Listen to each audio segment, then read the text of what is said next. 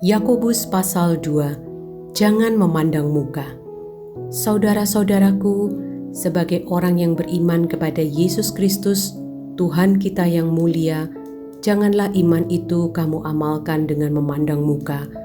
Sebab, jika ada seorang masuk ke dalam kumpulanmu dengan memakai cincin emas dan pakaian indah, dan datang juga seorang miskin ke situ dengan memakai pakaian buruk, dan kamu menghormati orang yang berpakaian indah itu dan berkata kepadanya, "Silakan Tuan, duduk di tempat yang baik ini."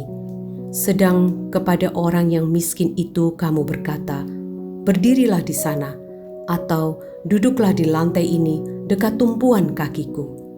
Bukankah kamu telah membuat pembedaan di dalam hatimu dan bertindak sebagai hakim dengan pikiran yang jahat? Dengarkanlah, hai saudara-saudara yang kukasihi, bukankah Allah memilih orang-orang yang dianggap miskin oleh dunia ini untuk menjadi kaya dalam iman dan menjadi ahli waris kerajaan yang telah dijanjikannya kepada barang siapa yang mengasihi Dia? Tetapi kamu telah menghinakan orang-orang miskin. Bukankah justru orang-orang kaya yang menindas kamu dan yang menyeret kamu ke pengadilan? Bukankah mereka yang menghujat nama yang mulia, yang olehnya kamu menjadi milik Allah? Akan tetapi, jikalau kamu menjalankan hukum utama yang tertulis dalam kitab suci, kasihilah sesamamu manusia seperti dirimu sendiri, kamu berbuat baik. Tetapi, jikalau kamu memandang muka, kamu berbuat dosa, dan oleh hukum itu menjadi nyata bahwa kamu melakukan pelanggaran. Sebab barang siapa menuruti seluruh hukum itu, tetapi mengabaikan satu bagian daripadanya, ia bersalah terhadap seluruhnya.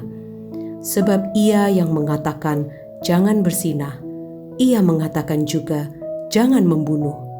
Jadi jika kamu tidak berzinah, tetapi membunuh, maka kamu menjadi pelanggar hukum juga. Berkatalah dan berlakulah seperti orang-orang yang akan dihakimi oleh hukum yang memerdekakan orang. Sebab penghakiman yang tak berbelas kasihan akan berlaku atas orang yang tidak berbelas kasihan. Tetapi belas kasihan akan menang atas penghakiman. Iman tanpa perbuatan pada hakikatnya adalah mati. Apakah gunanya, saudara-saudaraku, jika seorang mengatakan bahwa ia mempunyai iman, padahal ia tidak mempunyai perbuatan? Dapatkah iman itu menyelamatkan dia?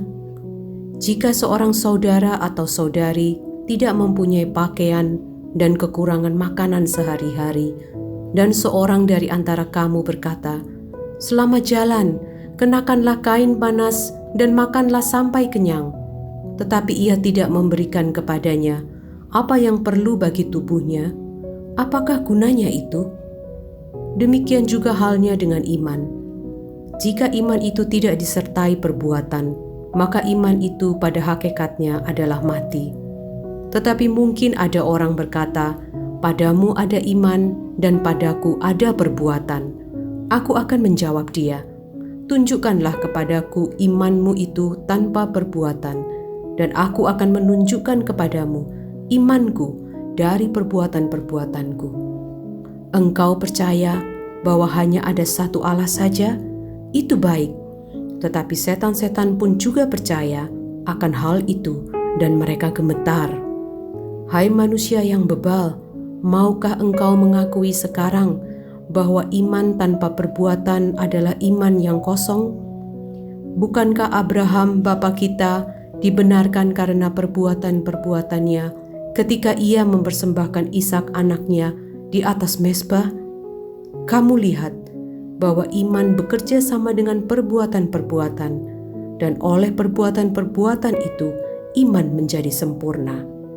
Dengan jalan demikian, genaplah nas yang mengatakan, "Lalu percayalah Abraham kepada Allah, maka Allah memperhitungkan hal itu kepadanya sebagai kebenaran."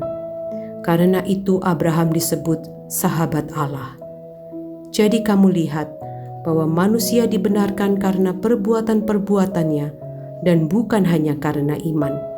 Dan bukankah demikian juga Rahab, pelacur itu, dibenarkan karena perbuatan-perbuatannya ketika ia menyembunyikan orang-orang yang disuruh itu di dalam rumahnya, lalu menolong mereka lolos melalui jalan yang lain?